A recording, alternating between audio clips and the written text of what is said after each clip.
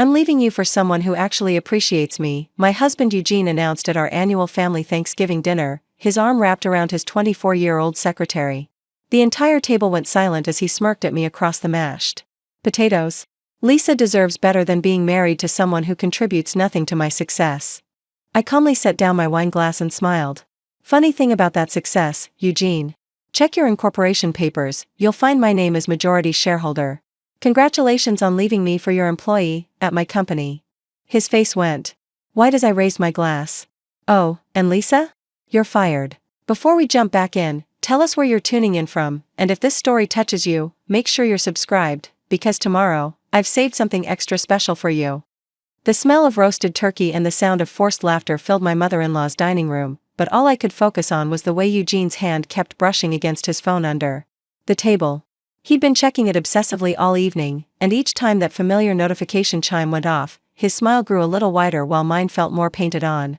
Scarlett, dear, could you help me bring out the sweet potato casserole?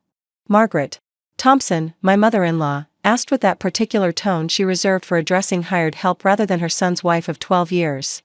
I was Scarlett Thompson now, though I'd kept my maiden name Morgan for business purposes, a decision that would prove more prescient than I could have imagined. As I stood to help, Eugene's phone buzzed again. This time he didn't even try to hide his grin as he typed back.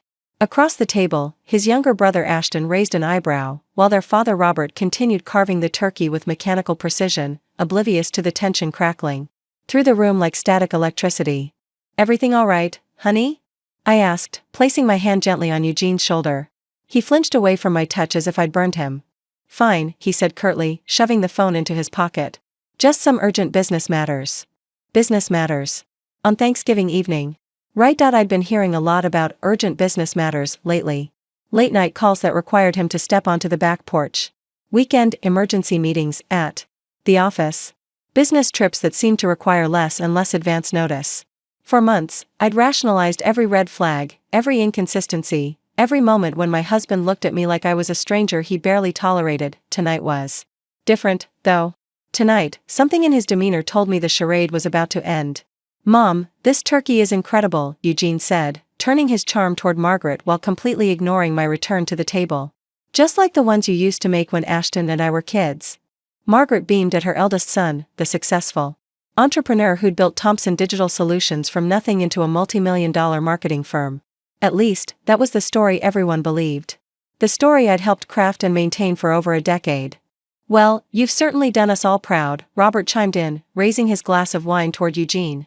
From that little startup in your apartment to owning one of Denver's fastest-growing companies. The Thompson name means something in the city now. I took a large sip of my wine, a bottle I'd brought from my personal collection, ironically enough, and watched my husband soak up the praise that should have been ours to share. Should have been, if Eugene hadn't spent the last 5 years systematically erasing my contributions from both company history and family memory. Speaking of the business, Eugene said, his voice taking on that particular cadence he used during presentations, I actually have some exciting news to share with everyone. The table quieted, all eyes turning toward him. Margaret clasped her hands together as if expecting an announcement about grandchildren. Ashton leaned forward with genuine curiosity. Even Robert set down his carving knife to give his full attention, but Eugene wasn't looking at his family. He was looking directly at me, and something in his expression made my blood run cold. As you all know, Scarlett and I have been growing apart lately. His voice was steady, almost conversational, as if he were discussing the weather rather than dismantling our marriage in front of his entire family. We want different things. Have different values. Different ideas about what partnership really means. Eugene, I said quietly, a warning in my tone that he completely ignored. The truth is, he continued, his confidence building with each word, I found someone who actually understands what I've built. Someone who appreciates the sacrifice and dedication it takes to run a successful company. Margaret's face had gone pale. Son, what are you saying? I'm saying I'm leaving Scarlett for someone who actually contributes to my success instead of just existing alongside it. The words hit me like a physical blow, but what came next was worse.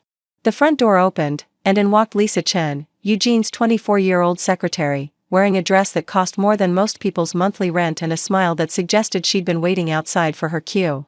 Her long black hair was perfectly styled, her makeup flawless despite the November cold, and she moved with the confidence of someone who believed she'd already won.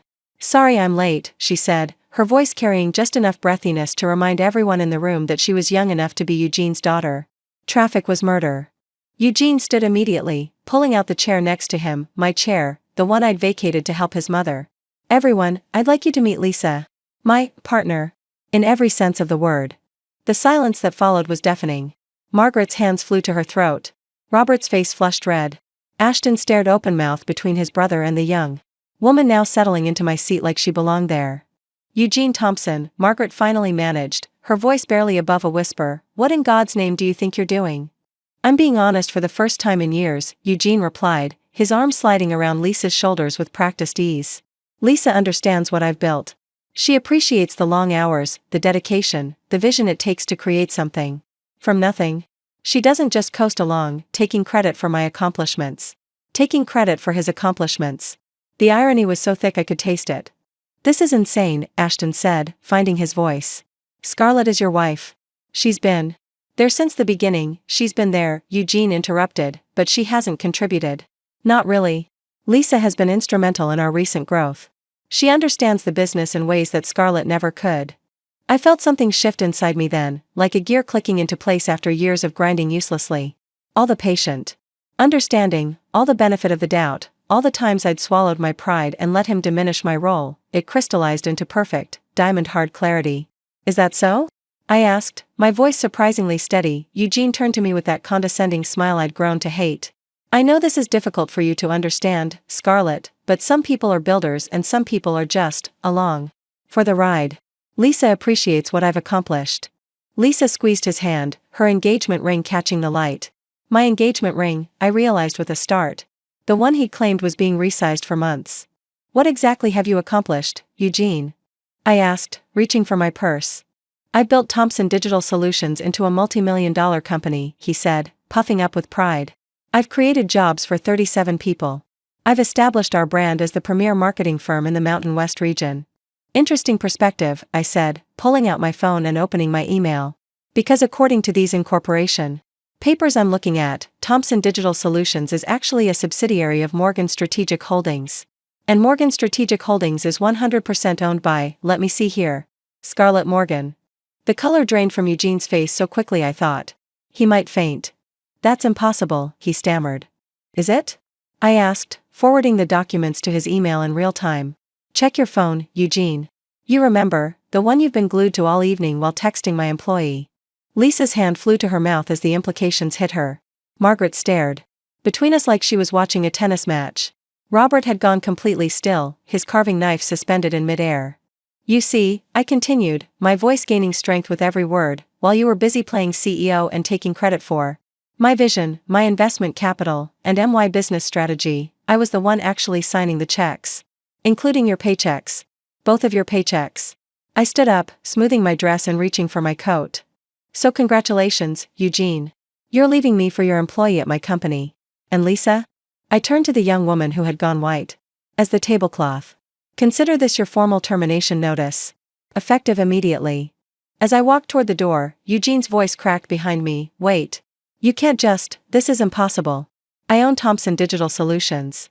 I paused at the threshold, looking back at the man I'd loved for 12 years, the man who'd just publicly humiliated me in front of his family, the man who'd been systematically stealing credit for my life's work. Next time, Eugene, read the fine print. Preparing and narrating this story took us a lot of time, so if you are enjoying it, subscribe to our channel, it means a lot to us. Now back to the story. The door closed behind me with a satisfying click, leaving the sound of chaos erupting in my wake. Driving through the quiet Denver streets that Thanksgiving night, I couldn't help but remember how different things had been 14 years ago when I first met Eugene Thompson at the Colorado Technology Summit. I was 31 then, fresh off my second successful business sale, with enough capital to invest in something bigger than myself. He was 29, charming, and presenting what he called the future of digital marketing integration. I'd built and sold my first company, Morgan Web Solutions, to a Silicon Valley firm for $2.3 million when I was just 28. The second, a social media analytics startup called Dataflow, went for $4.1 million 2 years later. By the time I walked into that conference room at the Brown Palace Hotel, I wasn't just another attendee, I was one of the youngest female entrepreneurs in Colorado with the kind of liquid capital that could turn a good idea into an empire. Eugene's presentation was polished, but his business plan had holes you could drive a truck through. Ambitious revenue projections with no clear path to profitability. A client acquisition strategy that sounded impressive but lacked specifics. Financial forecasts that seemed to be based more on wishful thinking than market research, but there was something about his passion that caught my attention. When he talked about revolutionizing how small businesses approach digital marketing, his eyes lit up with genuine enthusiasm. During the networking break, I approached him.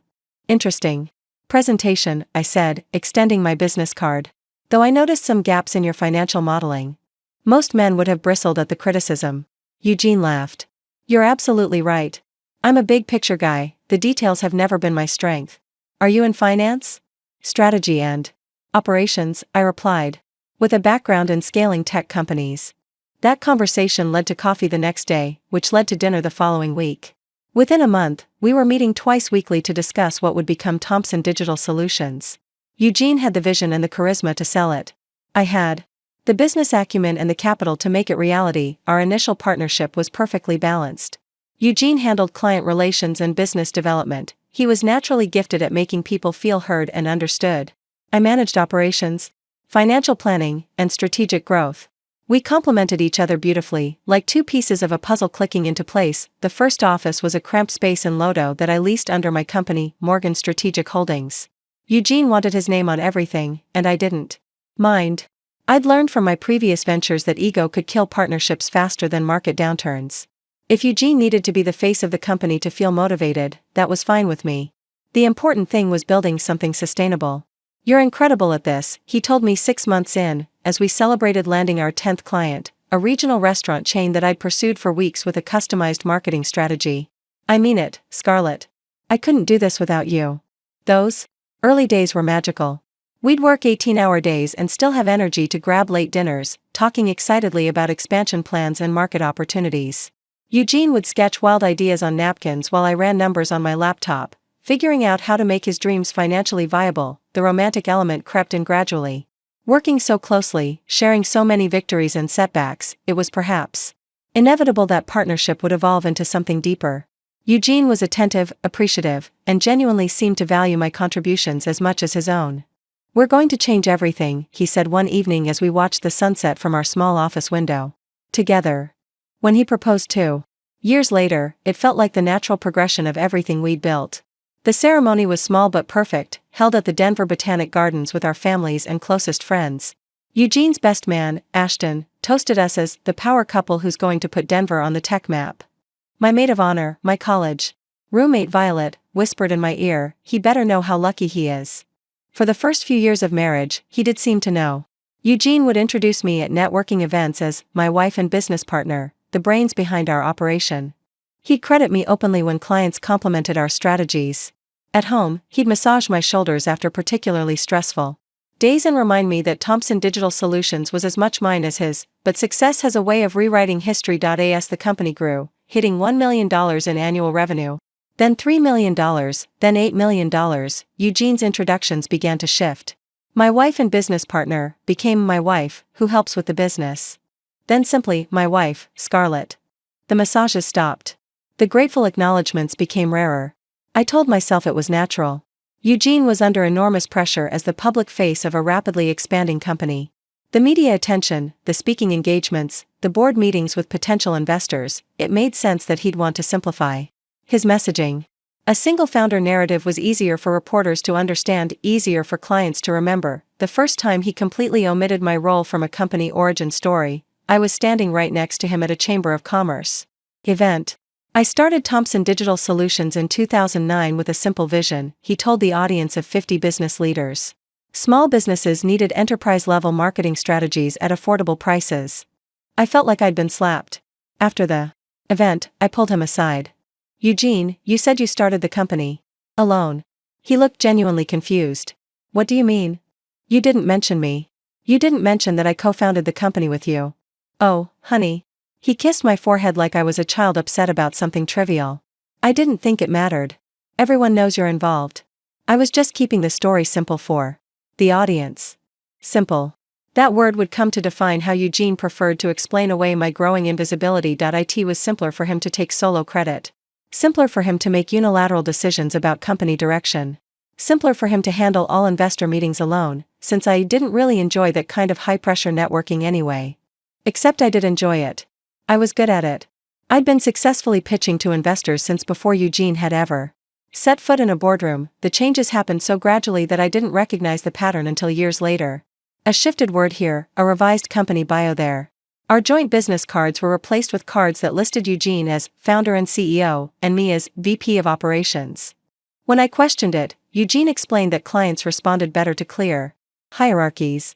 You're still running the day-to-day operations, he assured me. Your title just reflects what you actually do. But what I actually did was far more than operations.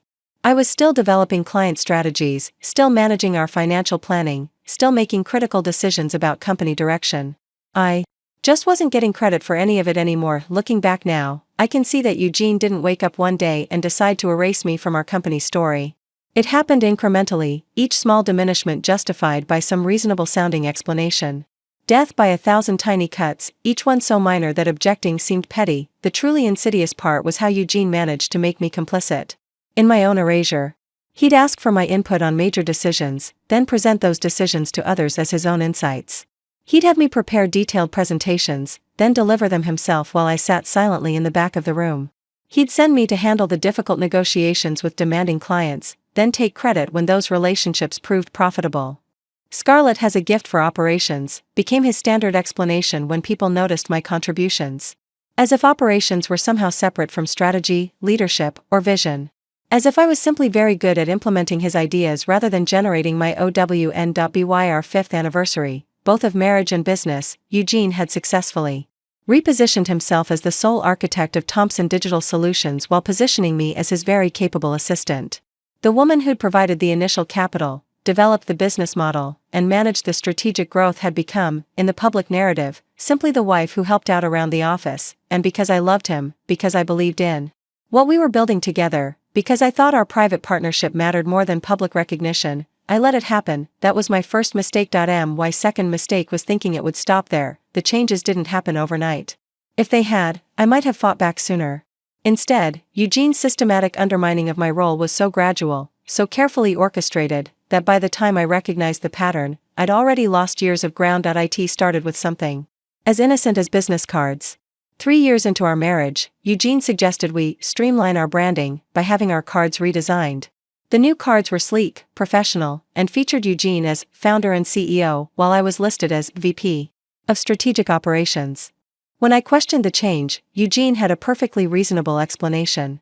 Clients respond better to clear hierarchies, he said, showing me market research about executive title recognition. And let's be honest, you prefer the strategy work to the glad-handing anyway. This just reflects our natural strengths. He wasn't wrong about my preferences.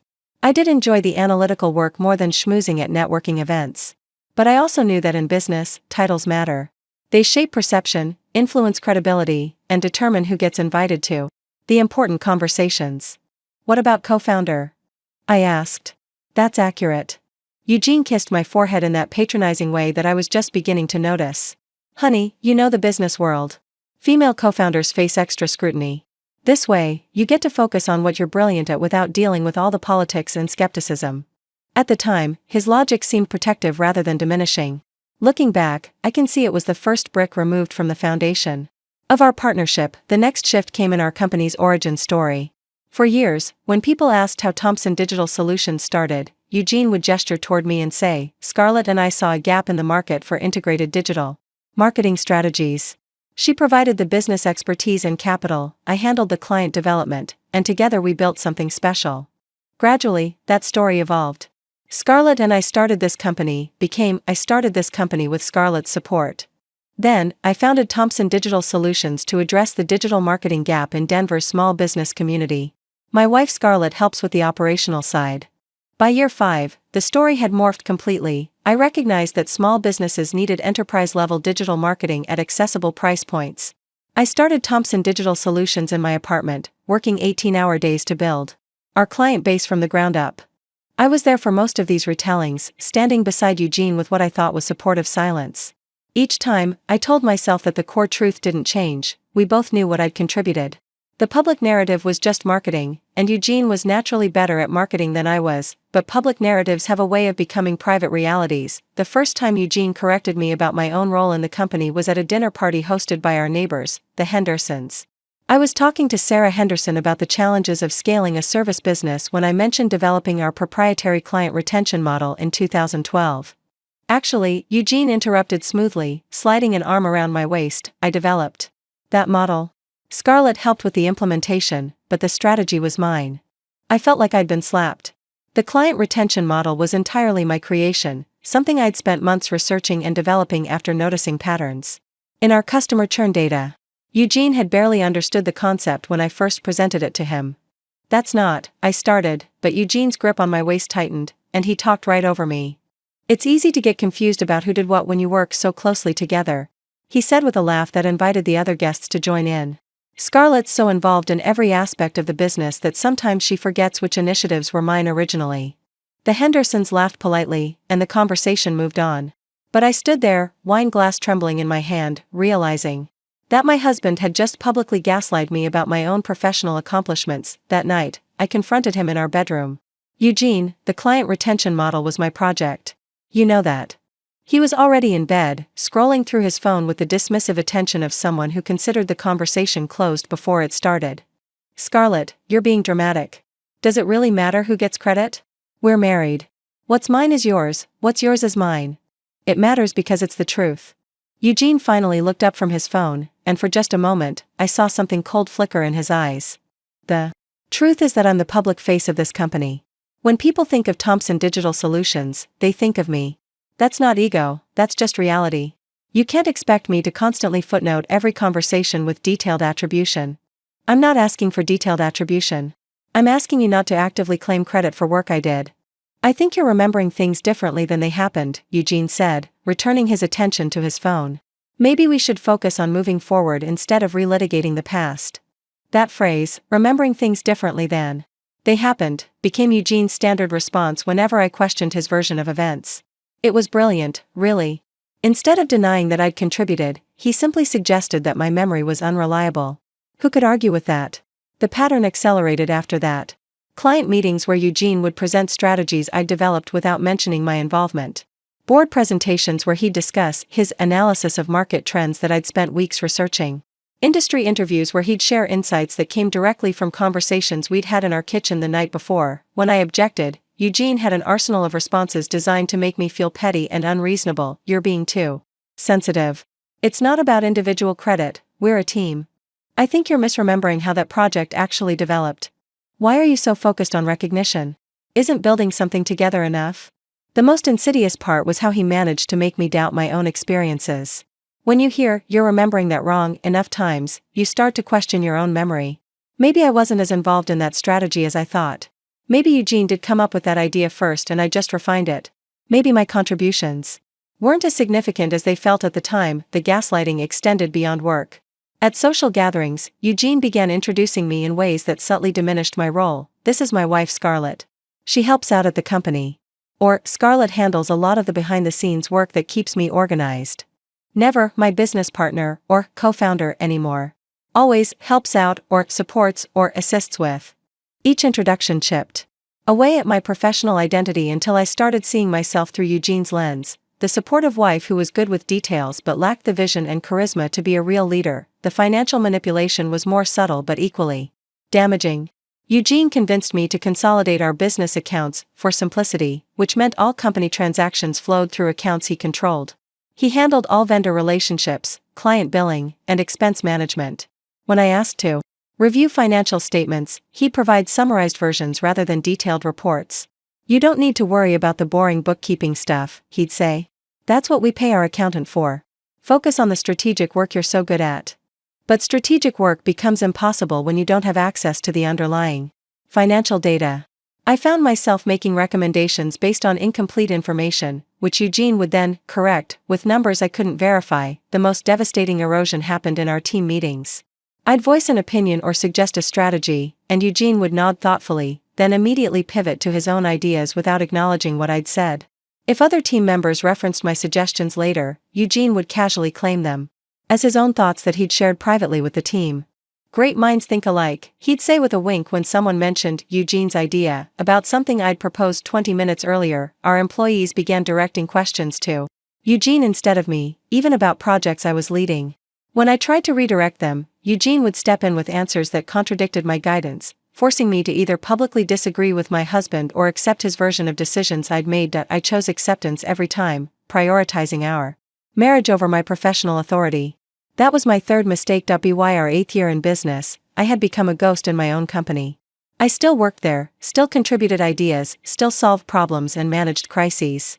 But in every way that mattered, public recognition, decision-making authority, client relationships, team leadership, I had been systematically erased. Eugene had achieved something remarkable. He'd convinced everyone, including me, that I was just a very capable assistant to his visionary leadership. The woman who'd provided the initial capital, developed the core business model, and guided the strategic growth had become invisible in her own success story, and because the erosion had been so gradual, so carefully rationalized, I didn't even realize how completely I'd been diminished until it was almost too late. The Thompson family had a way of making their expectations clear without ever stating them directly. It was an art form, really, the subtle redirections, the meaningful glances, the carefully chosen words that shaped reality according to their vision of how things should be. Margaret Thompson, Eugene's mother, was the undisputed master of this technique. During our early years together, she'd been welcoming enough, though I always sensed I was being evaluated against some invisible checklist.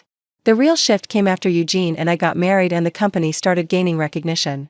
"It's so wonderful that Eugene is following in his father's footsteps," Margaret would say at family gatherings, her smile warm but her eyes calculating. Robert always said that successful men need supportive wives who understand their calling. The implication was clear, my role was to be supportive, not participatory. When I tried to share company updates or discuss business challenges, Margaret would listen with the polite attention one gives to a child describing their day at school, interested but not quite taking it seriously. "That's nice, dear," she'd say, then immediately pivot to Eugene. "Now tell me about that article in the Denver Business Journal. They called you one of the city's rising entrepreneurs." Robert Thompson was more direct in his old-fashioned views. He'd built a successful construction company in the 1980s and 90s through what he called hard work and clear thinking. His wife Dorothy had handled the books in the early days, but once the company grew, Robert hired real accountants to take over the financial management. "Women are natural organizers," Robert would declare over Sunday dinners, gesturing with his fork for emphasis. "Dorothy keeps our home running like clockwork, and I'm sure Scarlett does the same for your household and office. That's valuable work, but it's different from the kind of strategic thinking that builds businesses." When I tried to engage him in conversations about market analysis or growth strategies, Robert would nod politely before changing the subject to topics he deemed more appropriate for mixed company: the weather, upcoming holidays, neighborhood gossip. The message was reinforced by their social circle. The Thompson family moved in Denver's established business community, where traditional gender roles were often disguised as natural partnerships. At country club events and charity fundraisers, I was introduced as Eugene's wife and expected to join conversations about decorating, children, and volunteer work while the men discussed serious business matters. "You're so lucky to have found such a driven husband," other wives would tell me, their tone suggesting that Eugene's success was something that happened to me rather than something I'd helped create. "It must be exciting to watch him build something so impressive." When I mentioned my own role in the company, the responses were telling. "Oh, how nice that you can work together. That must be convenient for childcare when you decide to have kids. It's wonderful when wives can help out with the family business." Never, "Congratulations on building a successful company." Never, "Tell me about your role in the growth strategy." Always framed as assistance, support, or helping out, as if my contributions were a hobby rather than a profession. Eugene's brother Ashton was perhaps the most insidious influence because his sexism was wrapped in progressive language. He worked in tech, dated women with MBAs, and prided himself on being evolved about gender equality. But his version of feminism had convenient boundaries. "I totally support women in business," Ashton would say at family gatherings. "But let's be realistic about natural strengths. Eugene has that killer instinct, that willingness to take big risks. Scarlett's brilliant at the analytical stuff, but running a company requires a different kind of mindset." When pressed for specifics about what killer instinct meant that I supposedly lacked, Ashton would elaborate, "You know, the ability to make hard decisions without getting too emotionally invested." The confidence to bet everything on a vision. The networking skills to build relationships with other business leaders. Eugene just has that natural CEO presence. It was a masterful redefinition of leadership that managed to exclude me from consideration while appearing to praise my intelligence. According to Ashton's framework, I could be smart, analytical, and hardworking, but I lacked the ineffable qualities that made someone a real leader. Even more damaging was how Eugene absorbed and amplified these messages. In private, he'd started echoing his family's subtle dismissals of my role. You know how my dad is about traditional roles. It's easier if we don't make a big deal about the co-founder thing around them. My mom just doesn't understand modern business partnerships. She thinks any woman working is automatically in a support role. Ashton means well, but he's stuck in that tech bro mindset where everything has to be about disruption and alpha personalities. Eugene positioned himself as my protector against his family's outdated views, but his protection always involved me diminishing myself rather than him standing up for my accomplishments. He never corrected his mother when she called me his helper.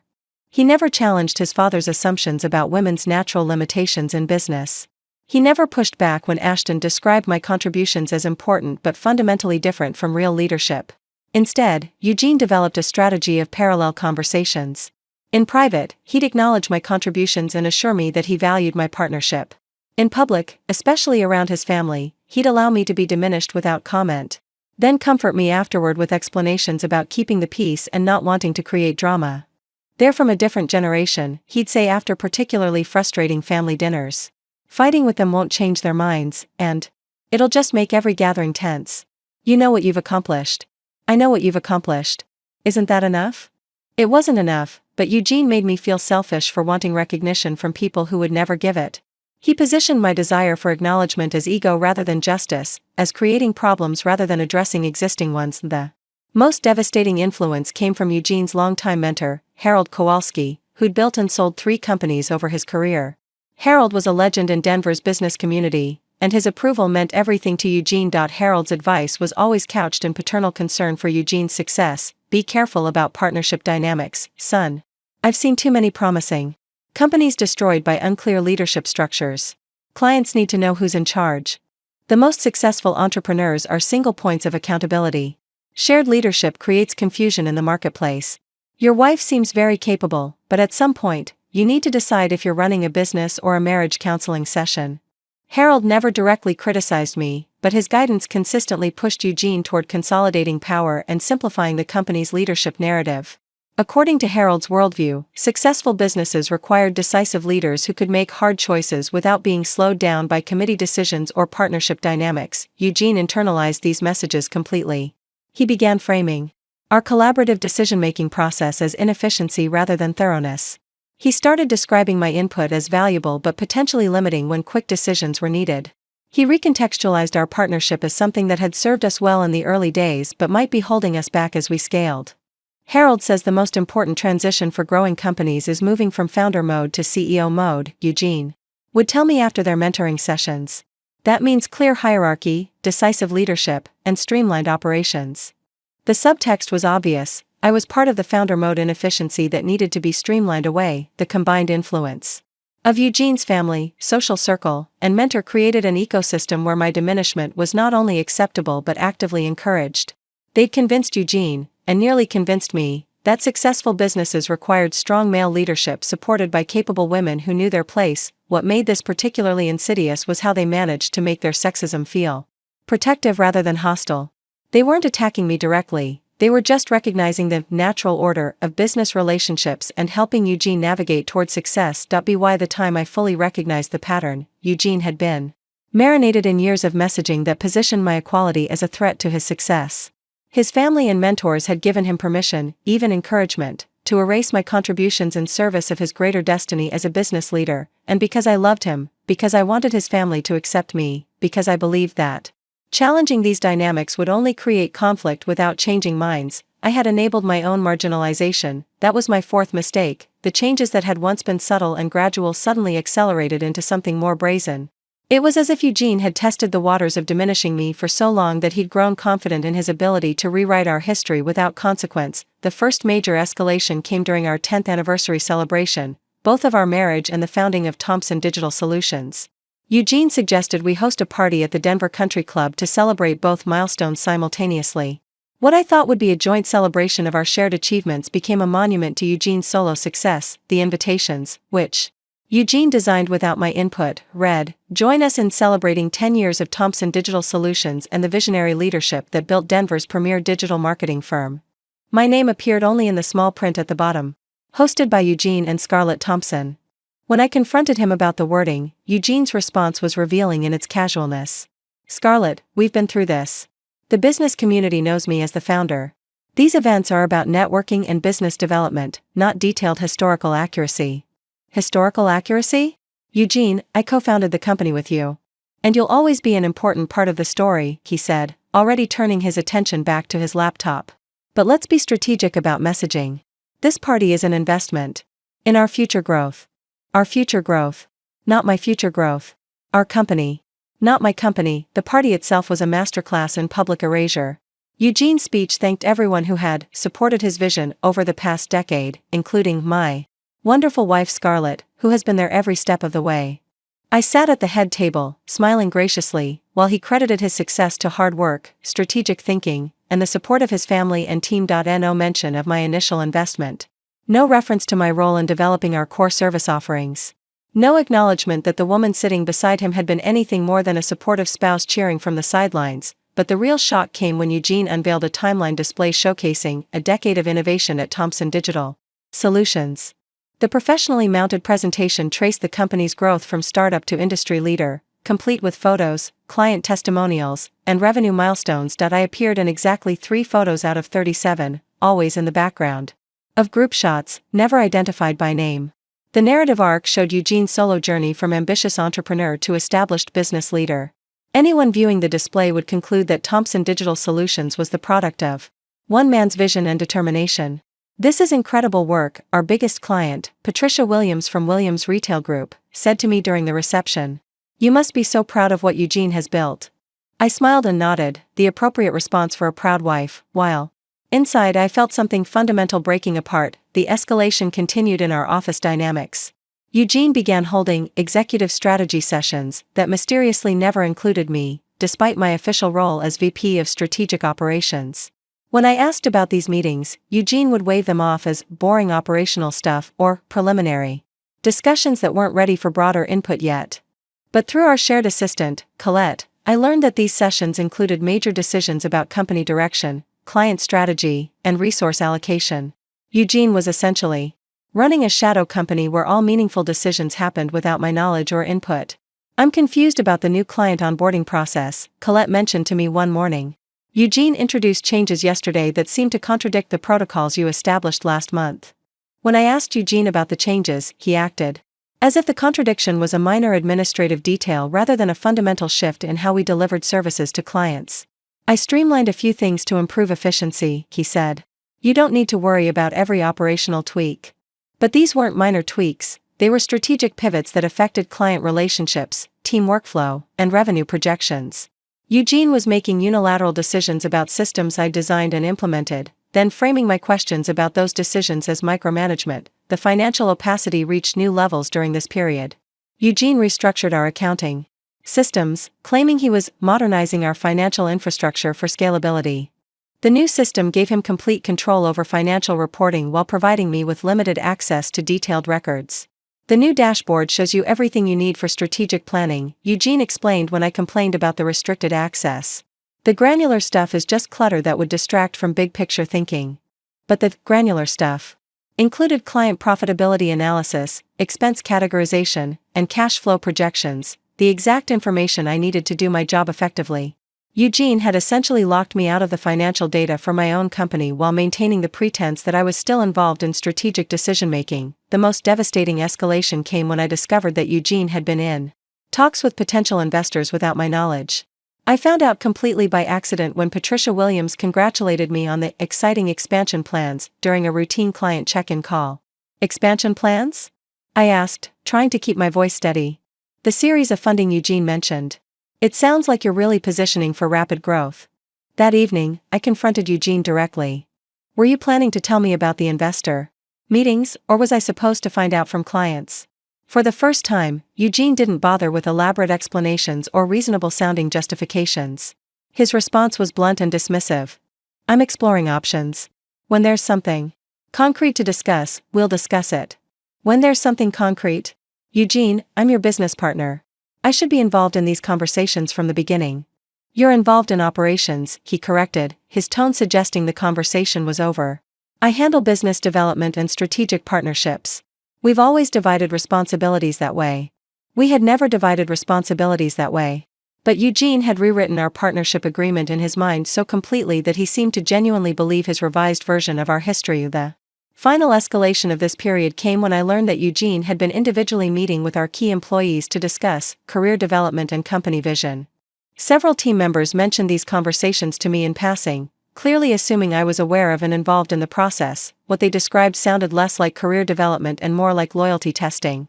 Eugene was apparently asking pointed questions about team dynamics, company direction, and who they viewed as the primary leadership voice in the organization. Eugene asked me who I go to when I have strategic questions. Our lead developer, Justin, mentioned during a project review. I told him it depends on the type of question, but he seemed to want a more definitive answer. Eugene was systematically positioning himself as the sole authority figure in our organization while gathering intelligence about who might question his version of our company's power structure.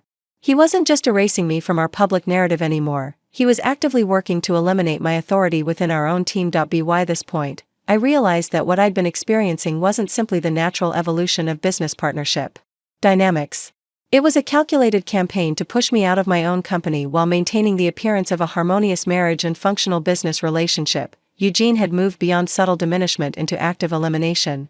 And because he'd done it so gradually, because he'd conditioned everyone around us to accept his version of our partnership, he was succeeding without anyone questioning the dramatic shift in our professional dynamic. The woman who had co-founded Thomson Digital Solutions was being systematically erased from its future, one streamlined process and strategic decision at a time. The breaking point came on a Tuesday morning in September, when I walked into our office to find Eugene and Lisa Chen huddled over financial reports that I'd never seen before. They were so engrossed in their conversation that they didn't notice me approaching until I was close enough to read the header on the documents: TDS Holdings LLC, Series A Investment Proposal. Morning, I said, keeping my voice carefully neutral despite the adrenaline suddenly coursing through my veins. Lisa jumped like she'd been caught shoplifting, hastily gathering the papers against her chest. Eugene barely looked up, his expression more annoyed than surprised.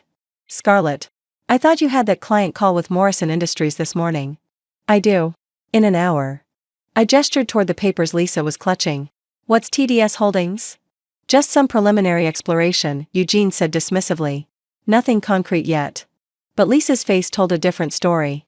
She looked nervous, guilty even, like someone who knew she was part of something she shouldn't be. At 24, she hadn't yet mastered the art of professional deception that Eugene had perfected over our years together. Lisa, could you give us a moment? Eugene asked, his tone gentle but firm. After she left, I sat down across from Eugene's desk, the desk in the office that used to be ours, back when we were partners. What is TDS Holdings, Eugene? Look, Scarlett, you've made it clear that you're not interested in the business development side of things. You prefer the operational work, the strategic analysis. So I've been exploring some growth opportunities that would leverage your strengths while expanding our market reach. The careful phrasing set off alarm bells. Eugene had become expert at using my supposed preferences to justify his exclusion of me from important decisions. What kind of growth opportunities? Investment capital for expansion. Potential acquisition. Targets. Market diversification strategies. Each phrase was vague enough to sound inclusive while revealing nothing specific. And Lisa is involved in this because? She's been helping with research, market analysis, competitive intelligence, financial modeling. She's actually quite capable. I'm sure she is, I thought, studying my husband's face for tells. The slight tension around his eyes when he talked about Lisa's capabilities. The way his hand moved unconsciously toward his phone whenever her name came up. The defensive edge in his voice when anyone questioned their working relationship.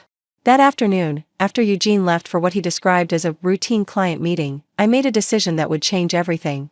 I was going to stop accepting his explanations and start finding my own answers. The first step was accessing our company's financial records. Eugene had been controlling the narrative about our business performance for so long that I'd lost track of our actual financial position. As a co-founder and officer of the company, I had legal rights to this information, but Eugene's new systems made accessing it surprisingly difficult. I started with our business credit card statements. which I could access through online banking. What I found made my stomach drop. Charges I didn't recognize at restaurants I'd never heard of.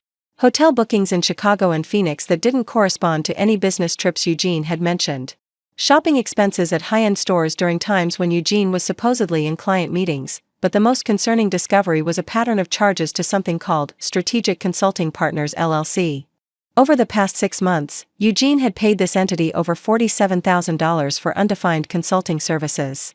I'd never heard of Strategic Consulting Partners, and no consulting work had been mentioned in any of our business discussions. Next, I called our accountant directly. Janet Flores had been handling our books since year 3, and she'd always been straight with me about our financial position. Janet, it's Scarlett. I need to schedule a time to review our quarterly statements and cash flow projections. There was a pause on the line. Oh, I thought Eugene was handling all the financial reviews now. He told me you decided to focus on operations and delegate the financial oversight to him. When did he tell you that? About 6 months ago. He said you were too busy with client strategy to worry about the accounting details. 6 months ago. Right around the time Eugene had streamlined my access to financial information. Janet, I'm still a co-owner of this company. I'd like to review everything, bank statements, expense reports, tax filings, all of it. Of course. Eugene asked me to send all reports directly to him. But you're absolutely entitled to review everything. Should I send copies? To both of you going forward? Yes. And Janet? I'd like to see the reports from the past year. All of them. I'll have everything ready by tomorrow morning. That evening, I told Eugene I was having dinner with my college friend Violet, which was true, though I didn't mention that the dinner was specifically to discuss my growing suspicions about our business and marriage. Violet Richards had been my roommate at University of Colorado and was now a successful divorce attorney in Boulder. Over pasta and wine at a quiet restaurant in Cherry Creek, I laid out everything I'd discovered and suspected. The financial irregularities, the exclusion from decision-making, the young secretary who seems unusually involved in business matters. Violet summarized after I'd finished. Scarlett, you know what this sounds like. I know what it looks like. But I need proof, not speculation. You need more than proof. You need protection. Violet leaned forward, her voice dropping to a more serious tone. If Eugene is planning to push you out of your own company while carrying on an affair with his secretary, you need to start documenting everything. And you need to do it quietly. What kind of documentation? Financial records, communication, logs, evidence of decision-making exclusion, proof of your original contributions to the company. Most importantly, you need to understand the current legal structure of your business. When did you last review your partnership agreements? Your ownership documentation? I realized with a sinking feeling that I hadn't looked at those documents in years. Eugene had always handled the legal paperwork, assuring me that nothing significant had changed. Violet, what if something has changed? What if Eugene has been modifying our agreements without my knowledge? Then you need to find out immediately. And if he has been making unauthorized changes, you need to move quickly to protect your interests before he can do any more damage. That night, I lay awake while Eugene slept beside me, planning my investigation strategy. I needed access to our original partnership documents, current corporate filings, and detailed financial records. I needed to understand exactly what Eugene had been doing during all those routine client meetings and preliminary discussions. Most importantly, I needed to find out who Strategic Consulting Partners LLC was and why Eugene was paying them nearly $50,000 for services that weren't reflected in any work I could identify. The next morning, I started with our safe deposit box at First National Bank. Eugene and I both had access, but I'd never used my key since we opened the box years ago. Inside, I found our original partnership agreements, insurance policies, and incorporation documents. Reading through the partnership agreement I'd signed 8 years earlier, I felt a chill of recognition. The document clearly established me as a 50% owner of Thomson Digital Solutions, with equal decision-making authority for all major business decisions. Any changes to ownership structure or business operations required signatures from both partners. If Eugene had been making unilateral decisions about our company's future, investor meetings, restructuring plans, new business entities, he was violating our legal agreement. But more importantly, I realized something that Eugene might have forgotten in his eagerness to erase my contributions. The original partnership agreement specified that Thomson Digital Solutions was a subsidiary of Morgan Strategic Holdings, the holding company I'd established to manage my various business investments. Eugene might be the public face of Thomson Digital Solutions, but according to the foundational legal documents, I owned the company that owned our company. It was Time to remind my husband exactly who he was married to. The first ally I found was hiding in plain sight. Colette Williams had been our executive assistant for 3 years, and I'd always appreciated her discretion and efficiency. But I'd never realized how much she actually observed until the morning after my conversation with Violet, when she knocked on my office door with an unusual request. "Mrs. Thompson, could I speak with you privately? It's about some administrative concerns I've been having." Colette closed the door behind her and sat down across from my desk, her usual composed demeanor showing cracks of anxiety. "I hope this isn't inappropriate," she began, "but I've noticed some irregularities in recent months that I think you should know about." My pulse quickened. "What kind of irregularities?" "Schedule discrepancies, mainly. Mr. Thompson has been asking me to block time on his calendar for client meetings, but when those clients call to reschedule or ask questions, they seem confused about ever having meetings scheduled." She pulled out a small notebook from her purse. "I started keeping track because it was creating problems with legitimate appointments. In the past 2 months, there have been 14 client meetings that don't correspond to actual client interactions." "Where was he during those blocked times?" Colette hesitated, clearly uncomfortable with the implications of what she was about to say. "I believe he was with Lisa. She would be out of the office during the same periods, usually claiming personal errands or client research." I felt a familiar knot forming in my stomach, but pushed forward. "What else have you noticed?" "Financial irregularities. Mr. Thompson has been asking me to process expense reports for vendor payments and consulting fees, but when I try to file them properly, the vendor information doesn't check out. Phone numbers that don't work, addresses that lead to residential properties or empty offices." She flipped through her notebook. "Strategic Consulting Partners LLC, for instance. Mr. Thompson has paid them $47,000 in 6 months, but I can't find any evidence that they've delivered any actual services. No reports, no presentations, no correspondence." "Have you mentioned these concerns to Eugene?" "I tried, once. He told me that high-level business relationships operate differently than routine vendor management, and that I shouldn't worry about details that were above my administrative level." The dismissive response was so typically Eugene that I almost smiled grimly. He'd been underestimating the people around him for so long that he'd forgotten how observant they could be. "Colette, I need to ask you something, and I want you to be completely honest. Do you think Eugene and Lisa are having an affair?" She met my eyes directly. "Yes. And I think they're planning something that doesn't include you." That afternoon, I reached out to Janet Flores, our accountant, for a more detailed conversation. Janet had been cooperative about providing financial records, but I sensed she had more concerns than she'd initially shared. We met at a coffee shop in downtown Denver, away from the office where Eugene might overhear or interrupt.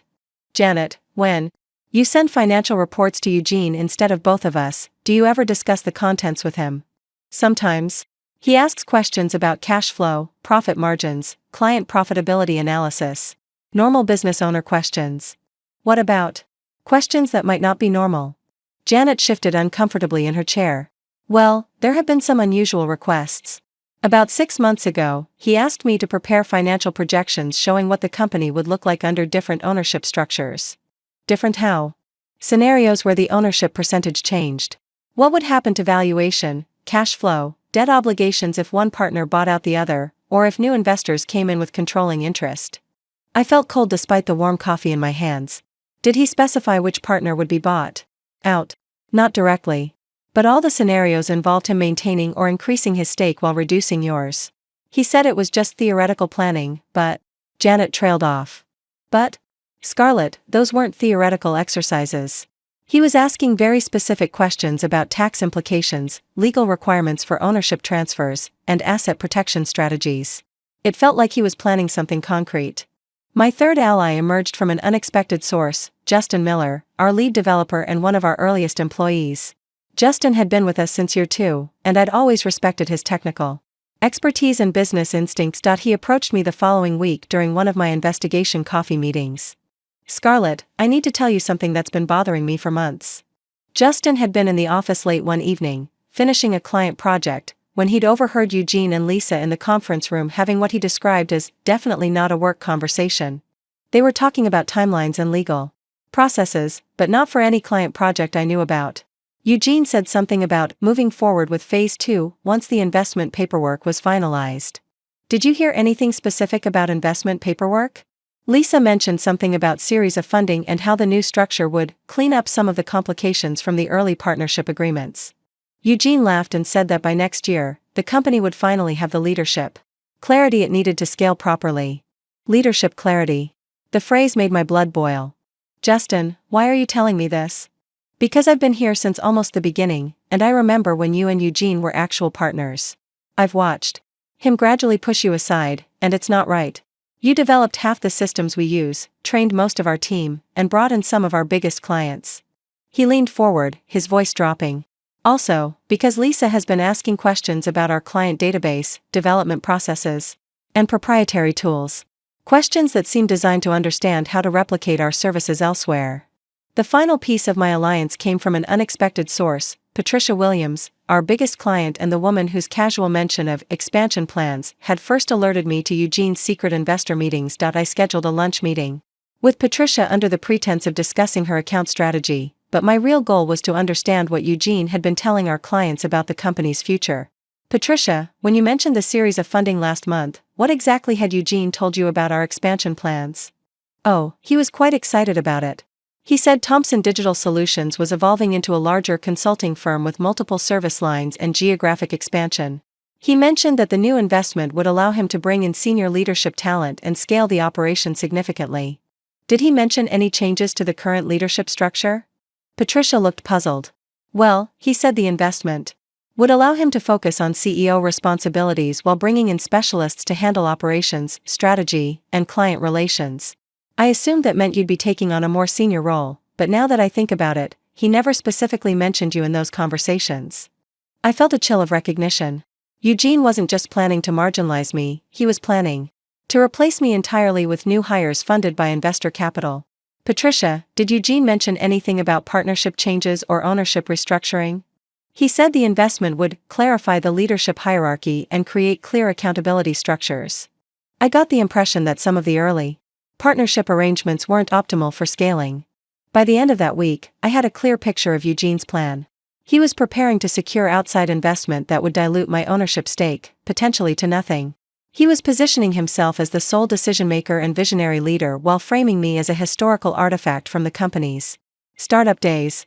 He was having an affair with his secretary, using company resources to fund their relationship, and planning to push me out of the business I'd co-founded and financed. But Eugene had made a critical error in his systematic undermining of my position. He'd underestimated the people around him.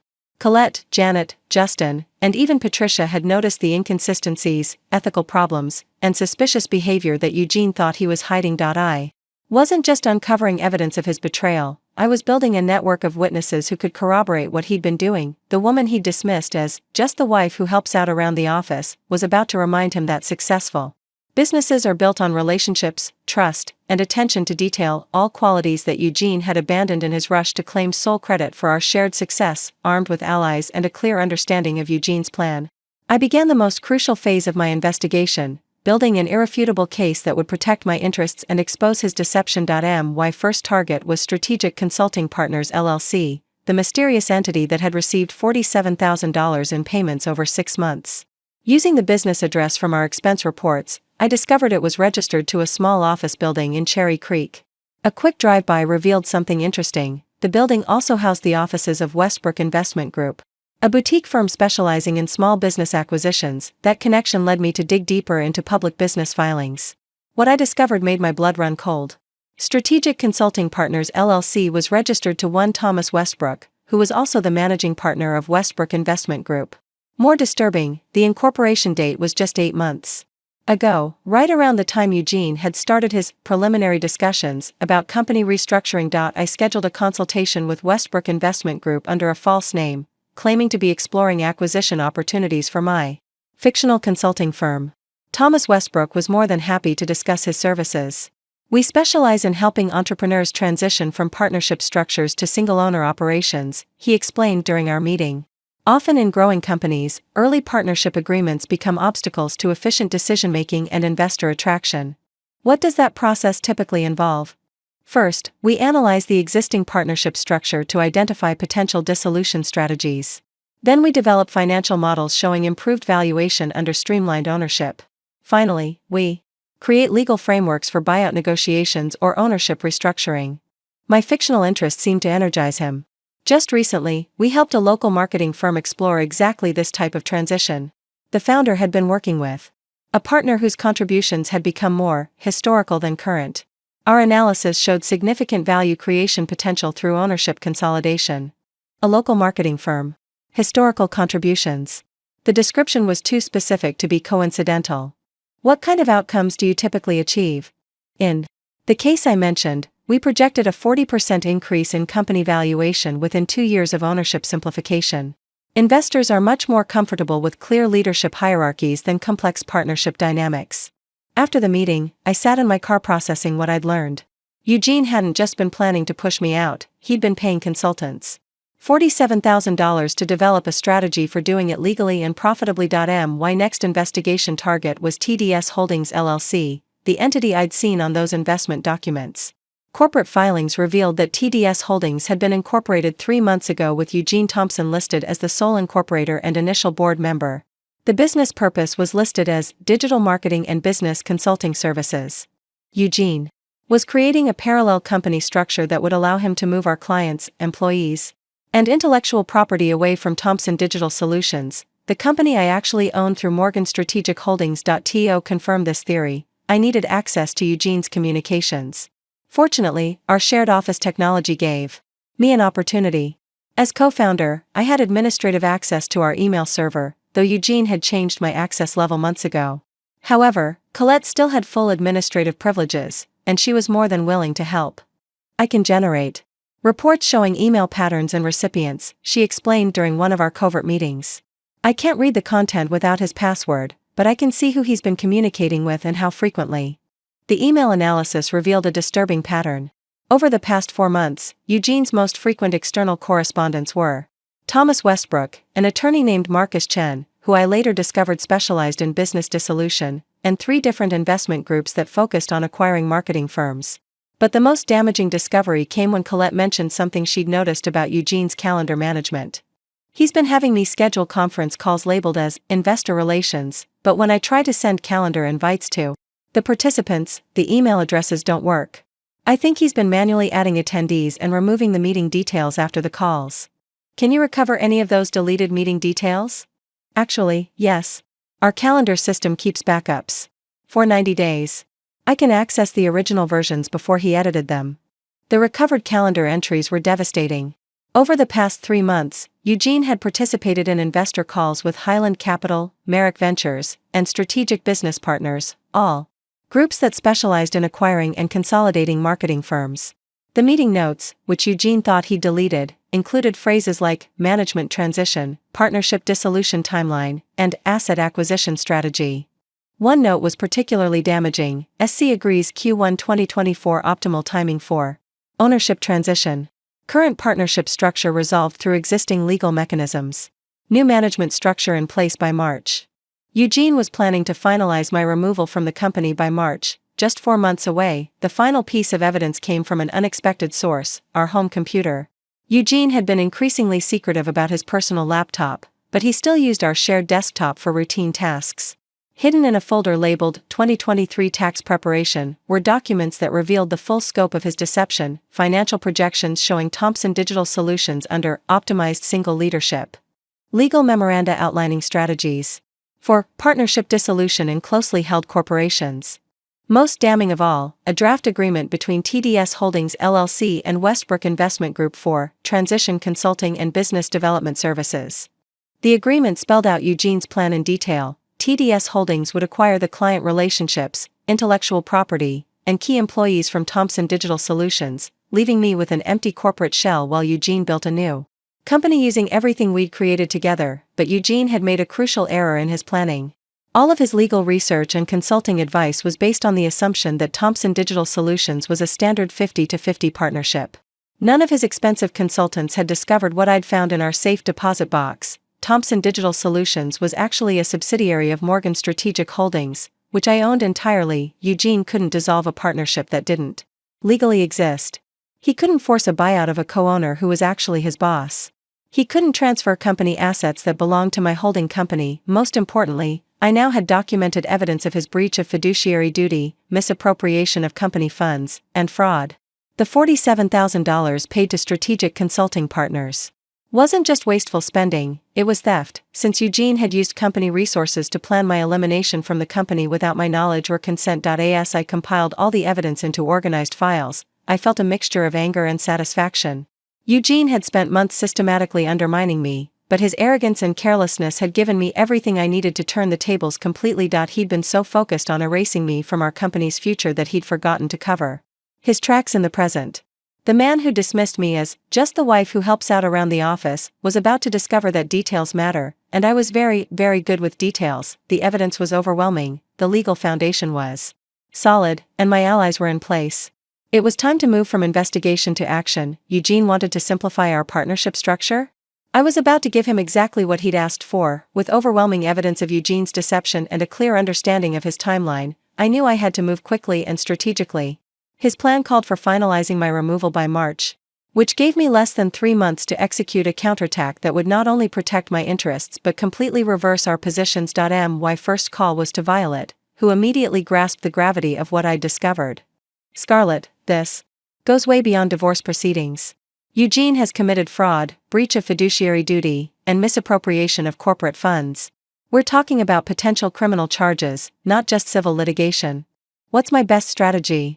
You need a business attorney who specializes in corporate warfare, not just family law. But more importantly, you need to act before Eugene realizes you know what he's planning. Violet connected me with Rebecca Martinez, a partner at Sterling & Associates who had built her reputation dismantling exactly the kind of scheme Eugene was attempting. Rebecca's office in downtown Denver was intimidating in its precision, floor-to-ceiling legal texts, awards for corporate litigation, and an atmosphere that suggested she ate fraudulent business partners for breakfast. I've reviewed the evidence Violet shared, Rebecca said without preamble. Your husband is more exposed than he realizes. The question is, what outcome do you want? I want him to experience exactly what he was planning to do to me. Rebecca smiled, the kind of smile that probably made opposing attorneys reconsider their career choices. Then we're going to use his own strategy against him. Eugene has spent months planning to push you out while taking everything you built together. Instead, we're going to let him push himself out while you retain everything. She spread the evidence across her conference table like a general planning a battle. The beauty of Eugene's plan is that it requires him to act in direct violation of corporate law and his fiduciary duties to you. Every step he takes to eliminate you creates additional legal exposure for him. How do we use that? We're going to let him commit to his plan publicly, then reveal that he never had the authority to execute it. The key is timing. We need him to burn his bridges completely before we show our hand. Rebecca outlined a 3-phase strategy that was elegant in its simplicity. Phase 1 would involve quietly securing my legal position while allowing Eugene to continue his planning. This meant updating corporate documentation to clarify my ownership through Morgan Strategic Holdings, filing paperwork that would make any unauthorized asset transfers impossible, and establishing legal mechanisms to prevent Eugene from making unilateral decisions about company operations. We'll also need to secure the evidence, Rebecca explained. Eugene can't be allowed to destroy documentation or alter corporate records once he realizes his plan has been exposed. Phase 2 would focus on forcing Eugene to reveal his intentions publicly. Rather than confronting him privately, we would create situations where he had to choose between abandoning his plan or committing to it in front of witnesses. The family dinner you mentioned, that could be perfect. If we can get Eugene to announce his intentions to leave you in front of his family, while positioning you to reveal the true ownership structure, the psychological impact will be devastating. Phase 3 would involve the complete reversal of Eugene's plan. Instead of him pushing me out of Thomson Digital Solutions, I would remove him from the company he thought he controlled, while he faced the legal and financial consequences of his fraudulent scheme. The goal, Rebecca summarized, is to give Eugene exactly what he's been planning for you, while ensuring he has no legal recourse to recover. We spent the next 2 hours developing detailed tactical plans for each phase. Rebecca would handle the legal filings and corporate documentation, while I focused on positioning Eugene for maximum exposure. The first step was establishing unshakable legal ownership of Thomson Digital Solutions through Morgan Strategic Holdings. Rebecca filed updated corporate documents with the state, making it explicit that any major business decisions required my authorization as the owner of the parent company. This paperwork creates a legal firewall, she explained. Eugene literally cannot transfer company assets, sign investment agreements, or alter ownership structures without your written consent. Any attempt to do so would be void and potentially criminal. Next, we implemented what Rebecca called documentary insurance, legal mechanisms that would preserve all evidence of Eugene's scheme even if he tried to destroy it. This included subpoenas for records from Westbrook Investment Group, formal preservation notices to our accountant and IT systems, and court orders that would freeze corporate accounts if Eugene attempted any unauthorized transfers. The most crucial element was timing the revelation to maximize Eugene's exposure. Rebecca suggested using the upcoming holidays to our advantage. Holiday gatherings create perfect opportunities for public announcements, she noted. If Eugene is planning to reveal his intentions to leave you, he'll probably choose a family setting where he feels he has maximum support and you have minimal ability to respond effectively. How do we ensure I'm prepared for that moment? By making sure you hold all the cards while he believes he's in control. We developed a specific script for the confrontation, practiced responses to Eugene's likely arguments, and created backup plans for different scenarios. Most importantly, Rebecca prepared legal documents that would allow me to take immediate control of Thomson Digital Solutions the moment Eugene revealed his fraudulent intentions. The key is letting him believe he's winning until the exact moment we reveal that he's lost everything, Rebecca explained. His confidence will work against him. I also needed to prepare my allies for their roles in the final confrontation. Colette would ensure that critical business documents were secured and that Eugene couldn't access or alter company systems. Janet would be ready to confirm the financial irregularities if questioned. Justin would document any attempts by Eugene or Lisa to remove proprietary information or client data. Most importantly, I needed to prepare myself emotionally for what was coming. 12 years of marriage were about to end in a very public and devastating way. The man I'd loved and trusted had systematically betrayed me, and I was about to destroy his entire plan in front of his family. Remember, Rebecca counseled during our final planning session, Eugene chose this path. He spent months planning to humiliate and financially destroy you. What we're doing is preventing him from succeeding, not attacking an innocent person. She was right. Eugene had been planning this betrayal for months, using our company's resources to pay for strategies to eliminate me from my own business. He'd been having an affair with his secretary while lying to my face about their relationship. He'd been systematically erasing my contributions from our company's history while positioning himself to take sole credit for everything we'd built together. The woman Eugene dismissed as just the wife who helps out around the office was about to remind him that underestimating your opponent is the fastest way to lose everything. As I left Rebecca's office that evening, I felt something I hadn't experienced in years: complete confidence in my own power. Eugene had spent so long convincing me that I was a minor player in our partnership that I'd almost believed it myself, but the evidence was clear, the legal strategy was sound, and the allies were in place. Eugene's plan depended on my continued ignorance and passivity. He was about to discover that both assumptions were catastrophically wrong. November arrived with an unseasonable warmth that felt ominous, like the calm before a storm. Eugene's behavior had shifted into something I'd never seen before, a mixture of nervous energy and barely contained excitement that suggested his plan was reaching its critical phase. The first sign came when he started working late every night, claiming to be finalizing the investor presentations. But through Colette's carefully maintained calendar surveillance, I knew these weren't preparation sessions for legitimate business meetings. They were strategy sessions with Lisa, Thomas Westbrook, and the attorney Marcus Chen, coordinating the final details of what Eugene believed would be my elimination from Thomson Digital Solutions. He's been printing documents in the office after hours, Colette reported during one of our covert coffee meetings. Legal-looking papers with a lot of signature lines. And he's been making copies of everything: client lists, proprietary processes, financial reports. Is he taking the copies home? No, that's the strange part. He's storing them in a new file cabinet that he had delivered last week. Lisa has the only other key. Eugene was building a complete duplicate of our business infrastructure, ready to transfer everything to TDS Holdings the moment he believed my removal was finalized. His confidence had grown so absolute that he wasn't even being careful about hiding his preparations anymore. The second sign was his sudden interest in hosting Thanksgiving dinner. For 12 years, we'd always spent Thanksgiving with the Thomson family at Margaret's house. It was tradition, and Eugene had never shown any desire to change it. But suddenly, he was insisting we host the gathering at our home. It's time we took on more family responsibility, he announced one evening over dinner. Mom's been doing all the work for years. We should give her a break. The suggestion was so out of character that I immediately suspected an ulterior motive. When I called Margaret to discuss the change, her response confirmed my suspicions. "Oh, Eugene already mentioned it when he called yesterday," she said. "He seemed quite excited about making some kind of announcement.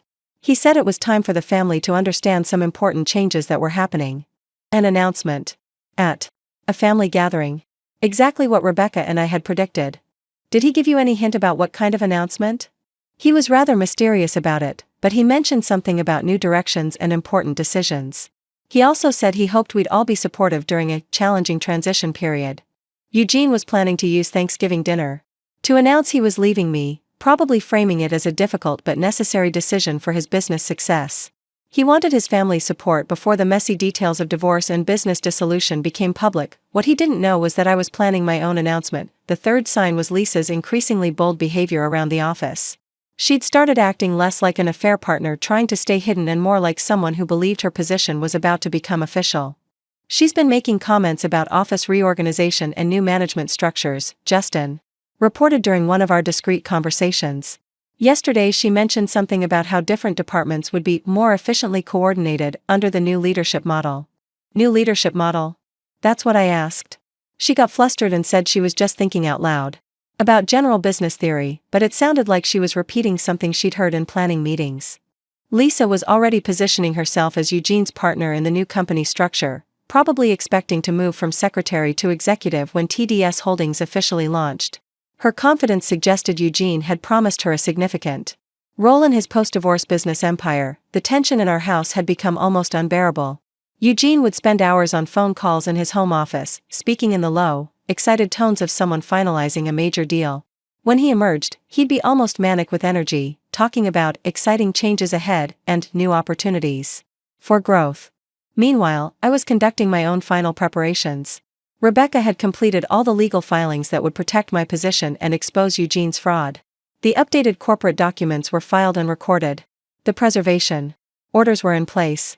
The evidence was organized and ready for presentation. Most importantly, I'd prepared the documents I would need for Thanksgiving dinner, copies of the original partnership agreements, the current ownership structure showing Morgan Strategic Holdings as the parent company, and the detailed evidence of Eugene's fraudulent scheme. Remember, Rebecca had counseled during our final strategy session, let him commit fully to his announcement before you respond. The more definitively he states his intentions to leave you and take the business, the more devastating it will be when you reveal that he has no business to take.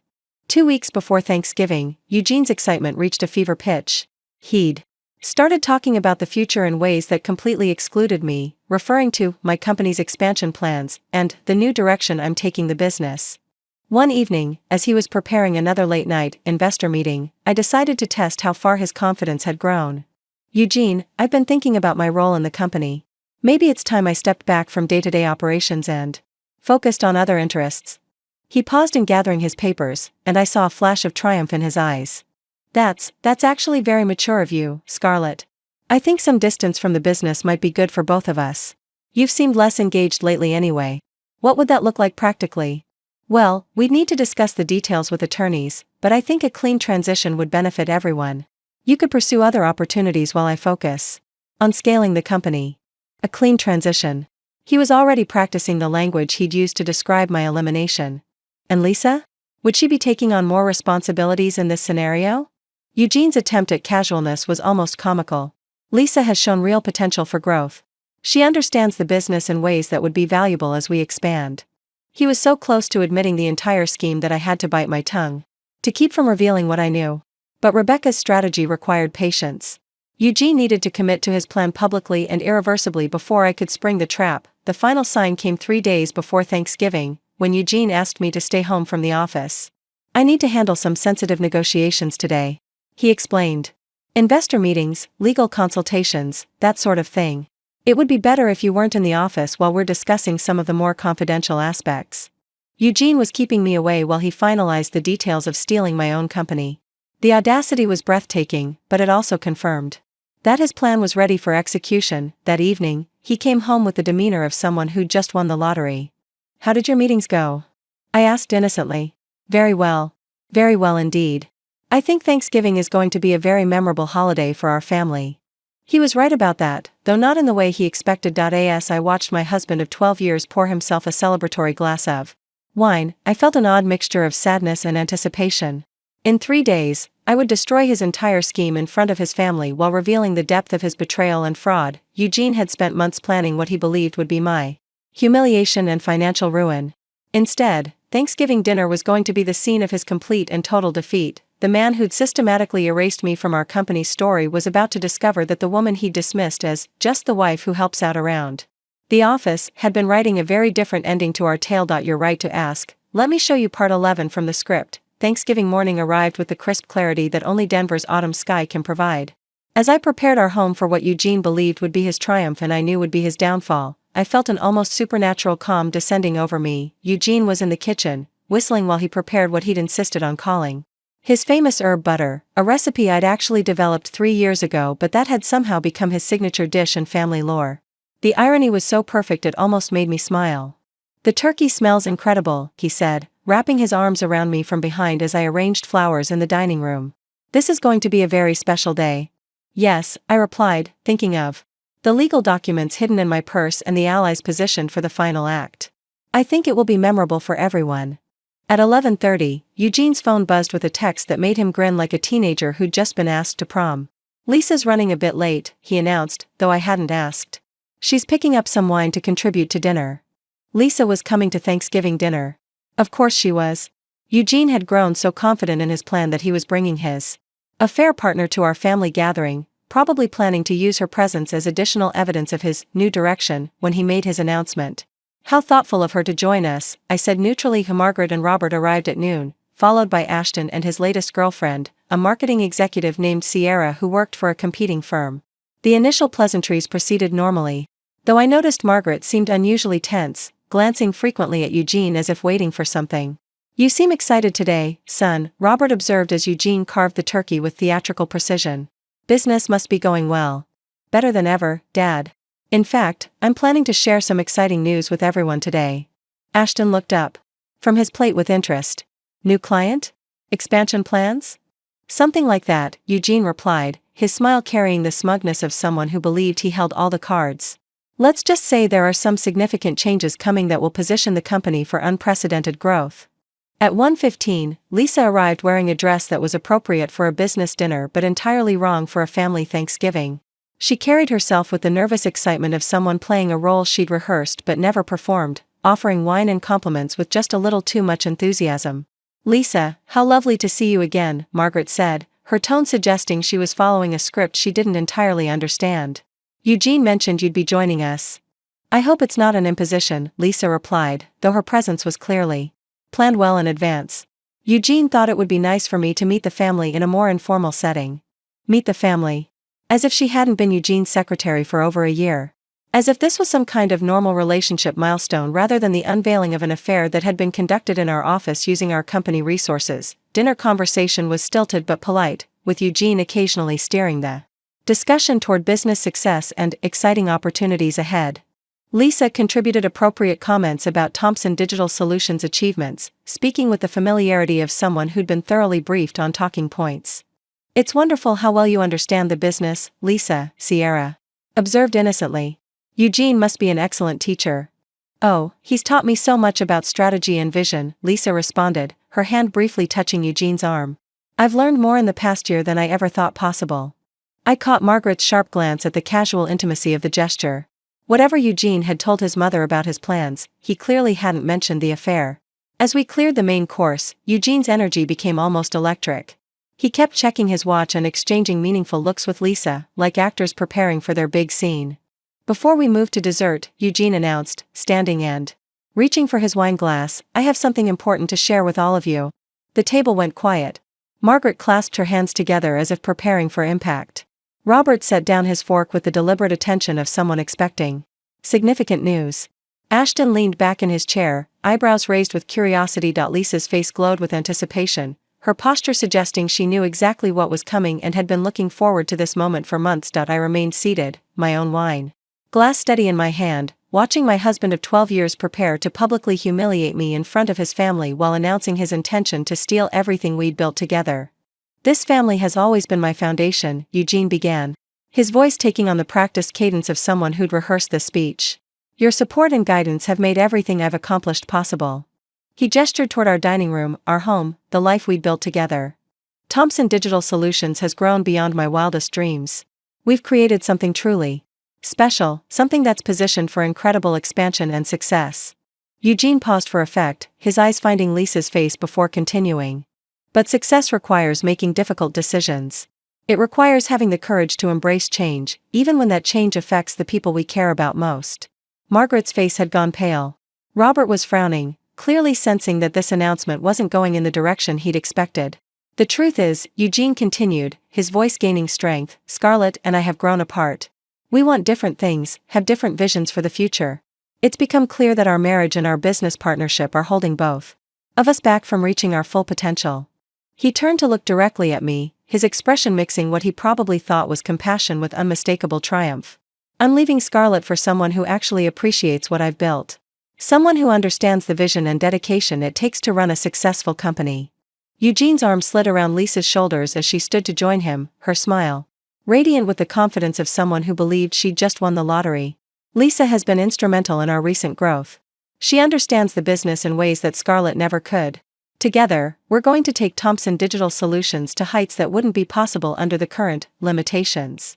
The silence that followed was deafening. Margaret's hands flew to her throat. Robert's face flushed red with anger or embarrassment. Ashton stared open-mouthed between his brother and the young woman now pressed against Eugene's side. Lisa squeezed Eugene's hand. Her engagement ring, my engagement ring, I realized with a start, catching the light from our dining room chandelier. I know this is difficult to understand, Eugene continued, but Lisa appreciates what I've accomplished. She doesn't just coast along, taking credit for my success. Taking credit for his success. The phrase hung in the air like a challenge. Eugene looked around the table at his family's shocked faces, then back at me with an expression that mixed pity with barely contained satisfaction. I hope you can all be supportive during this transition. Lisa deserves better than being married to someone who contributes nothing to my success. He raised his wine glass in a mock toast, Lisa beaming beside him, both of them glowing with the confidence of people who believed they'd just executed a perfect plan. It was time to show them exactly how wrong they were. I stood slowly, smoothing my dress and reaching for my purse with movements that felt almost supernatural in their calm precision. Eugene, I said, my voice carrying across the silent room, before you continue, there's something I think everyone should know. The silence that followed my words was so complete I could hear the grandfather clock ticking in the hallway. Eugene's confident smile faltered slightly, but he recovered quickly, clearly expecting me to make some kind of emotional plea or desperate attempt to save face. Scarlett, he said with patronizing gentleness, I understand this is difficult, but there's really nothing more to discuss. The decisions have been made. I opened my purse and withdrew the manila folder I'd prepared, setting it on the table with deliberate care. The sight of official-looking documents seemed to drain some of the color from Eugene's face. You're absolutely right that there's nothing to discuss, I said, my voice steady and clear. But there are some facts that everyone should understand before we finalize anything. I opened the folder and removed the first document, a copy of the original partnership agreement we'd signed 8 years ago. Eugene, you've been telling everyone that you built Thomson Digital Solutions from nothing. That you're the founder and visionary who created this company through your own hard work and dedication. Lisa's grip on Eugene's hand tightened, sensing that something was going wrong with their carefully planned moment. That's true, Eugene said, but his voice carried less conviction than it had moments before. Is it? I asked, turning to face Margaret, Robert, and Ashton directly. Because according to this incorporation document, Thomson Digital Solutions was established as a subsidiary of Morgan Strategic Holdings. And Morgan Strategic Holdings is owned entirely by me. Margaret blinked in confusion. I don't understand. What does that mean? It means, I continued, removing the next set of documents, that Eugene doesn't own Thomson Digital Solutions. He never has. He's been an employee of my company for the past 8 years. The blood drained from Eugene's face so quickly I thought he might faint. Lisa stared at the papers in my hands like they might burst into flames. That's impossible, Eugene stammered. We're partners. Equal partners. We were married partners, I corrected. But we were never business partners. You see, when I provided the initial $2.8 million in startup capital, I didn't give you the money, I invested it through my holding company. You've been the CEO of my subsidiary company, not the owner of your own business. I handed copies of the incorporation documents to Robert, who put on his reading glasses and began scanning them with the careful attention of someone who'd reviewed plenty of business contracts in his construction career. These documents appear to be legitimate, Robert said slowly, his voice heavy with disbelief. Eugene, did you not understand the ownership structure when you signed these agreements? Eugene's mouth opened and closed like a fish gasping for air. It was supposed to be temporary. The structure was for tax purposes, for legal protection. Scarlett always said we were equal partners. I said we were equal partners in our marriage, I clarified. I never said you owned half of my company. Lisa had gone completely white, her confidence evaporating as she began to understand the implications of what she was hearing. I removed the next set of documents from my folder. This becomes particularly relevant given Eugene's recent activities. You see, for the past 6 months, my employee has been using company resources to plan what he believed would be my elimination from the business. Scarlett, what are you talking about? Margaret asked, though her tone suggested she was beginning to suspect that Eugene's announcement hadn't gone according to plan. Eugene has paid $47,000 in company funds to consultants who were developing strategies to push me out of my own business. He's been meeting with investors, planning to transfer company assets to a new entity called TDS Holdings, and systematically preparing to steal everything I built.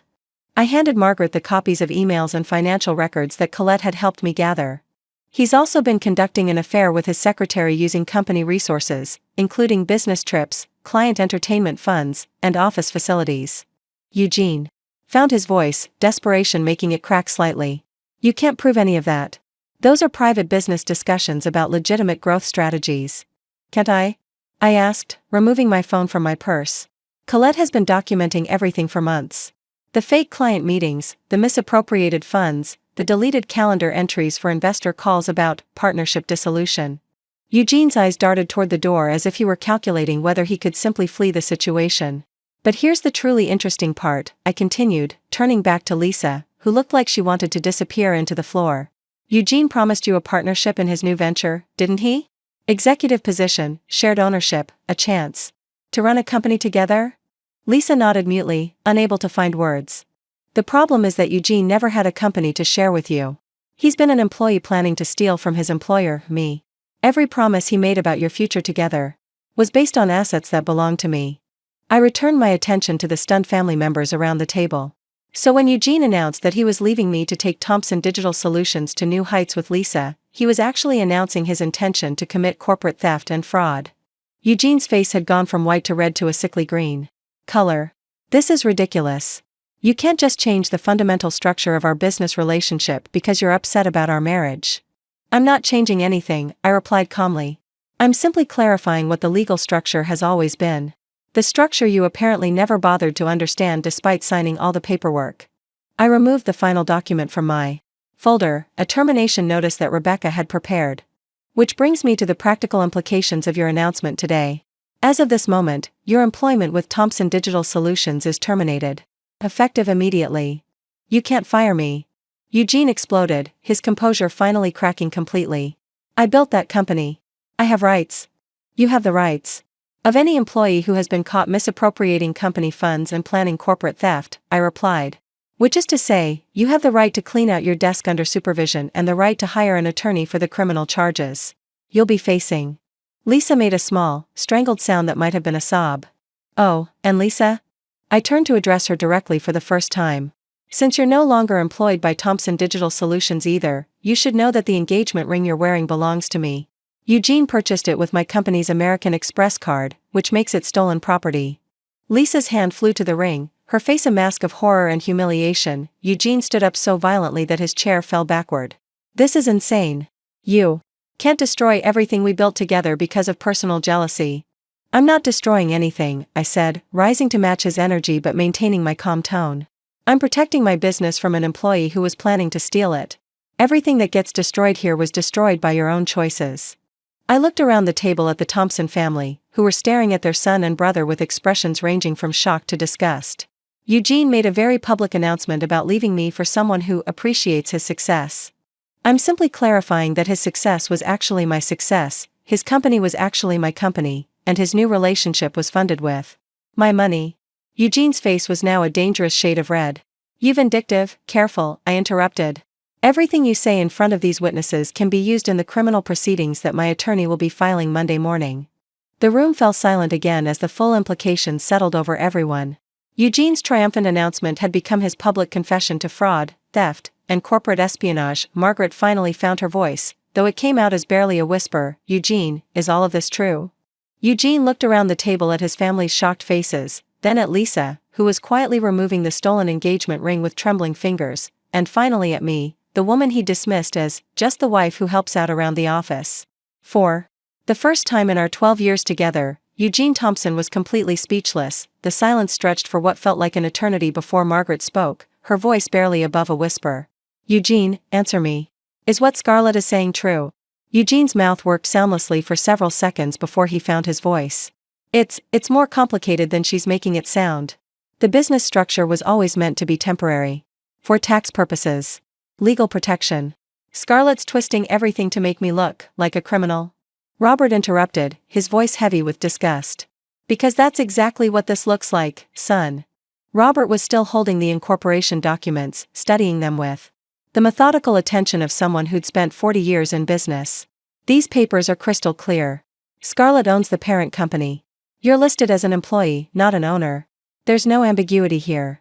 Eugene's face cycled through several emotions: panic, anger, desperation, before settling on a kind of wounded indignation that I recognized from every time he'd been caught in a lie over the past several years. "You're all acting like I'm some kind of monster," he said, his voice rising. "I built that company from nothing. I worked 18-hour days, I brought in every major client, I developed the strategies that made us successful. The legal paperwork doesn't reflect the reality of what I contributed." "What you contributed as my employee," I corrected calmly. "For which you were very well compensated. A 6-figure salary, bonuses based on company performance, health insurance, retirement contributions, and the use of company resources for your personal expenses." I removed another document from my folder. "Speaking of personal expenses, this is a summary of company funds you've used for non-business purposes over the past 2 years. Restaurant bills for romantic dinners, hotel stays that correspond to leases, client research trips, shopping expenses, even the down payment on that BMW you claimed was for client meetings." Ashton leaned forward, his expression a mixture of horror and fascination. "Eugene, how much are we talking about?" I glanced at the summary sheet. Approximately $127,000 in misappropriated company funds over 24 months. Not including the $47,000 paid to Westbrook Investment Group for developing strategies to eliminate me from my own business. Lisa, who had been silent since removing the engagement ring, finally spoke. "Eugene, you told me the company was half yours. You said the divorce settlement would give you full ownership and we could expand together." Eugene turned on her with a viciousness that surprised everyone at the table. "I was protecting our future. Everything I did was to create opportunities for us, to build something bigger than what we had. You knew the plan required some transitional arrangements." "Transitional arrangements?" Margaret's voice was ice cold. "Is that what you call fraud and theft?" "It's not theft when it's my own company." Eugene exploded. "But it's not your company," Sierra said quietly. She'd been silent throughout the confrontation, but as a marketing executive herself, she clearly understood the business implications. "It never was. You were an employee who convinced yourself you were an owner."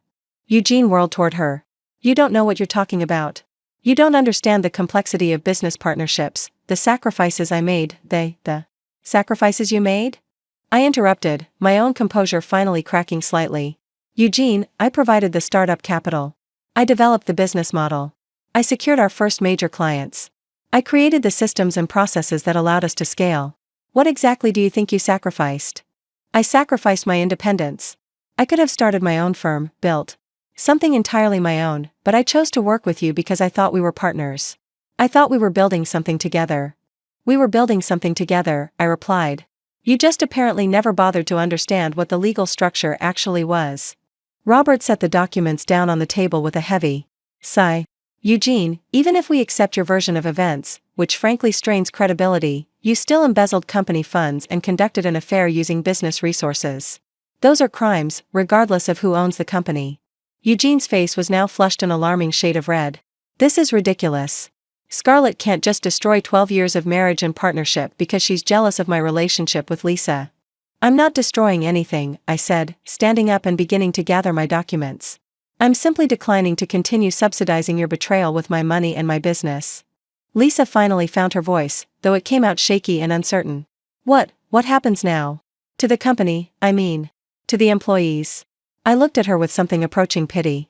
"The company will continue operating under proper management. The employees will keep their jobs. Our clients will continue receiving excellent service. The only changes will be in leadership." "And us?" Lisa asked, gesturing between herself and Eugene. "You're both terminated, effective immediately. You'll receive final paychecks for time worked through today, minus deductions for misappropriated funds. Your company equipment, access cards, and any proprietary information must be returned by Monday morning." Eugene stood up abruptly, his chair scraping loudly against the floor. "This is insane. You can't just decide unilaterally to destroy everything we've worked for." "I can and I replied calmly. "Because it's my company, and you've proven yourself to be an untrustworthy employee who was planning to steal from me. I'll fight this," Eugene said, his voice shaking with rage.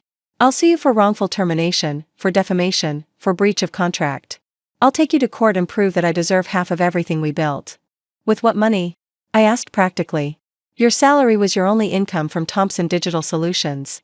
Your personal assets consist of a leased BMW, some furniture, and whatever's in your personal bank account. My attorney fees will exhaust your resources long before you can mount any serious legal challenge."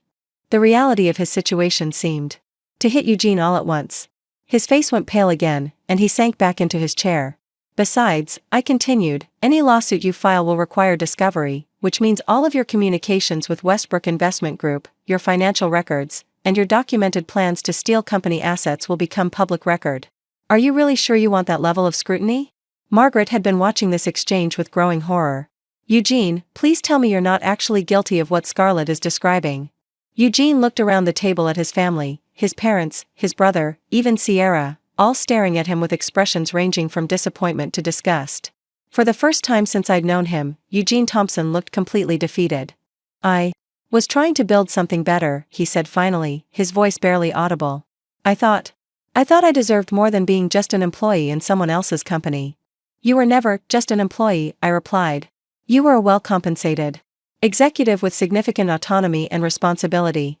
You chose to see yourself as diminished because you couldn't accept that someone else, especially your wife, might have built something bigger than what you could create alone." The room fell silent again as the full scope of Eugene's delusion and betrayal settled over everyone. The man who had started the evening expecting triumph and celebration was now exposed as a fraud, a thief, and a fool. The woman he dismissed as just the wife who helps out around the office had systematically dismantled his entire world with nothing more than the truth and a manila folder full of documents. For the first time in years, I felt completely, genuinely free. 6 months later, I stood in the conference room of Thomson Digital Solutions, now officially renamed Morgan Strategic Marketing, addressing our expanded team of 43 employees. The space felt different under my leadership, more collaborative, more honest. Gone were the theatrical presentations and ego-driven decision-making that had characterized Eugene's management style. Our Q2 results show a 34% increase in client satisfaction scores and a 28% improvement in employee retention, I announced to the assembled staff. More importantly, we've landed 6 new major clients, including the Anderson Hotel Group and Denver Metro Transit Authority. Justin, now promoted to Chief Technology Officer, raised his hand. "How much of that growth do you attribute to the leadership changes?" I smiled, thinking back to the chaos and uncertainty that had followed Eugene's termination. Many employees had been nervous about the transition, worried that the company might collapse without its supposed visionary founder. Instead, they discovered what I'd always known, that Thomson Digital Solutions' success had never depended on Eugene's charisma or supposed business genius. "I think the growth reflects what happens when everyone feels valued and heard," I replied. "When decisions are made based on data and collaboration rather than ego and assumption." Colette, now my executive assistant and head of operations, nodded approvingly. She'd been instrumental in the transition, helping to rebuild trust and establish new processes that emphasized transparency and accountability. After the meeting, I returned to my office, the space that had once been Eugene's domain, but now felt genuinely mine. The walls displayed industry awards that actually reflected the team's collective achievements, not just one person's claimed accomplishments. My phone buzzed with a text from Violet. "Dinner tonight? I want to hear about the latest updates." The latest updates. There had been many over the past 6 months. Eugene had indeed attempted to file lawsuits, for wrongful termination, for defamation, for what his attorney had creatively termed business relationship fraud. Each case had been dismissed within weeks once the evidence of his embezzlement and planned corporate theft became part of the public record. His legal fees had quickly exhausted his personal savings. Exactly as I'd predicted, the criminal charges had been more serious. The district attorney's office had pursued felony embezzlement charges based on the $127,000 in misappropriated funds.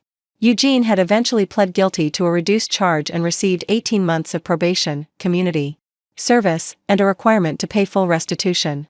The plea agreement had also included a provision preventing him from working in any financial or executive capacity for 5 years. Lisa had faced her own consequences. While she hadn't been charged criminally, her involvement in the scheme had made her unemployable in Denver's tight-knit marketing community.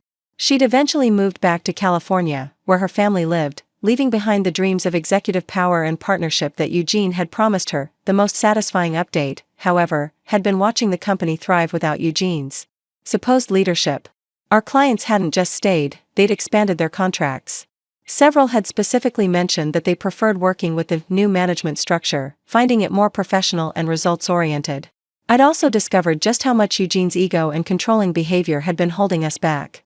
Employees who had seemed disengaged under his leadership became innovative and proactive once they felt safe to contribute ideas without fear of being dismissed or having their contributions claimed by someone else. Patricia Williams from Williams Retail Group had summed it up perfectly during a recent client review. The company feels more authentic now, more focused on solving our problems, rather than showcasing someone's supposed brilliance. The personal transformation had been even more profound. I'd started therapy to address the years of gaslighting and systematic diminishment I'd endured. Dr. Sarah Chen, no relation to Lisa, had helped me understand how I'd gradually accepted a diminished role in my own life and business. Psychological abuse is often most effective when it happens gradually, she'd explained during one of our sessions. The victim adapts to each small erosion of their position until they've forgotten what their original power looked like. Rediscovering that power had been revelatory. I'd forgotten how much I enjoyed making strategic decisions without having to justify them to someone whose primary skill was taking credit for other people's work. I'd forgotten the satisfaction of being recognized for my actual contributions rather than being treated as a talented assistant to someone else's vision. I'd even started dating, something that had seemed impossible during the final years of my marriage to Eugene. Dr. Chen had encouraged me to take things slowly, to rebuild my confidence in my own judgment and worth. You spent years being told that your perceptions were wrong and your contributions were minimal, she'd reminded me. It takes time to trust yourself again. But trust myself I did. The woman who had once accepted being introduced as the wife who helps out around the office now stood confidently as the acknowledged owner and CEO of a thriving business. The woman who had been systematically erased from her own company's story had rewritten that story entirely. As I prepared to leave the office that evening, I reflected on how completely my life had changed since that Thanksgiving dinner. Eugene had believed he was announcing my humiliation and his triumph. Instead, he'd orchestrated his own downfall while setting me free to reclaim everything I'd built. The best revenge, it turned out, wasn't destroying Eugene's life, it was simply living my own. 1 year after that devastating Thanksgiving dinner, I received an unexpected phone call from Margaret Thompson. Her voice carried a hesitancy I'd never heard before, stripped of the casual authority she'd once wielded in family conversations. "Scarlett, I hope I'm not overstepping, but I wanted to ask if you might be willing to meet for coffee. There are some things I need to say." We met at a quiet cafe in Cherry Creek, the same neighborhood where I'd once conducted my investigation into Eugene's fraudulent scheme. Margaret looked older, more fragile somehow, as if the past year had forced her to confront uncomfortable truths about her eldest son. "I owe you an apology," she began without preamble. "Multiple apologies, actually." I waited, curious to hear what had prompted this unexpected outreach. "I spent years dismissing your contributions to that company, treating you like Eugene's assistant, rather than his boss. I let my own outdated views about marriage and business cloud my judgment about who you really were." Margaret stirred her coffee with nervous precision. "But more than that, I failed to see what Eugene was becoming. The entitlement, the dishonesty, the willingness to steal from you. Robert and I raised him to believe he deserved success without teaching him how to earn it honestly." "Margaret, you don't need to." "Yes, I do," she interrupted gently. "That night at dinner, watching you dismantle his lies with nothing but documentation and truth, I realized I'd been complicit in creating the man who could betray his wife so completely." She reached into her purse and withdrew an envelope. "This is a letter Eugene wrote to you from his court-mandated counseling program. He asked me to deliver it, though I suspect he was too ashamed to face you directly." I took the envelope but didn't open it immediately. "How is he?" Humbled. "Finally. He's working at a small marketing firm in Colorado Springs, entry-level position, hourly wage. No authority, no recognition, no opportunity to take credit for other people's work." Margaret's smile was sad but genuine. "It's probably the first honest job he's had in years." After Margaret left, I sat alone with Eugene's letter. The handwriting was unmistakably his, but the tone was completely foreign, humble, ashamed, genuinely remorseful. Scarlett, I don't expect forgiveness, and I'm not asking for it.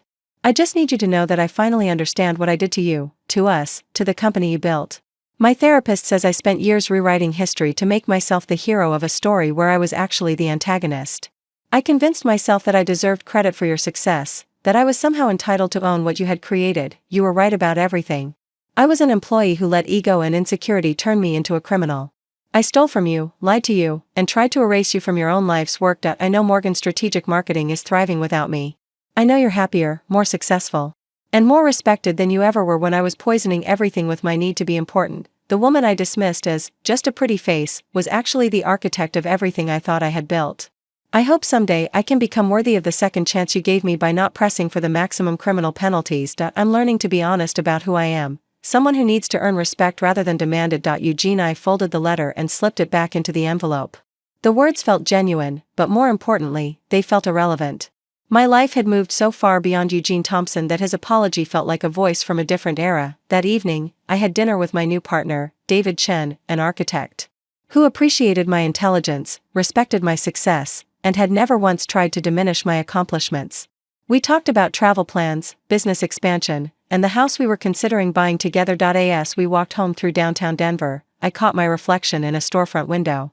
The woman looking back at me bore little resemblance to the person who had poured coffee while being publicly humiliated just over a year ago. This woman stood tall, confident in her own power, secure in relationships built on mutual respect rather than systematic diminishment.